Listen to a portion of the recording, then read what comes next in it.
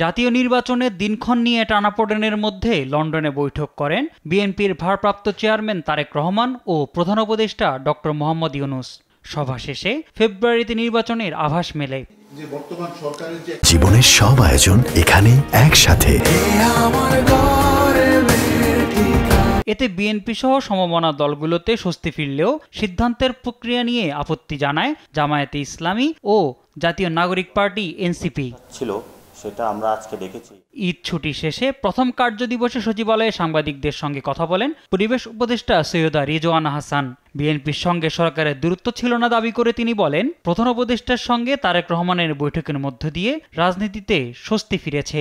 আমার কাছে পরিস্থিতিটা বেশ স্বস্তিকর মনে হচ্ছে। হ্যাঁ, আর এখন রাজনৈতিক দলগুলো তার অবস্থান থেকে কথা বলবেন। রাজনৈতিক দলগুলো প্রধান উপদেষ্টার ব্যাপারে যদি কোনো কথা বলেন, এটা প্রধান উপদেষ্টার সাথেই ওনারা নিশ্চয়ই কথা বলবেন। যে কোনো সমস্যা সংলাপের মধ্য দিয়ে সমাধান হয় জানিয়ে উপদেষ্টা বলেন, কোনো বিষয়ে কারো কথা থাকলে তা প্রধান উপদেষ্টার সঙ্গে আলোচনার সুযোগ রয়েছে।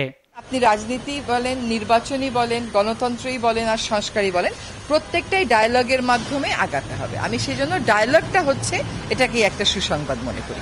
এদিকে মঙ্গলবার আরও 30টি রাজনৈতিক দলের সঙ্গে সংলাপে বসছে জাতীয় ঐকমত্য কমিশন। রাজধানীর ফরেন সার্ভিস একাডেমিতে এ বৈঠকে সংবিধানের 70 নম্বর অনুচ্ছেদ, স্থায়ী কমিটির সভাপতি মনোনয়ন, নারী প্রতিনিধিত্ব, দ্বিকক্ষ বিশিষ্ট সংসদ ও প্রধান বিচারপতি নিয়োগ প্রক্রিয়া নিয়ে আলোচনা হবে।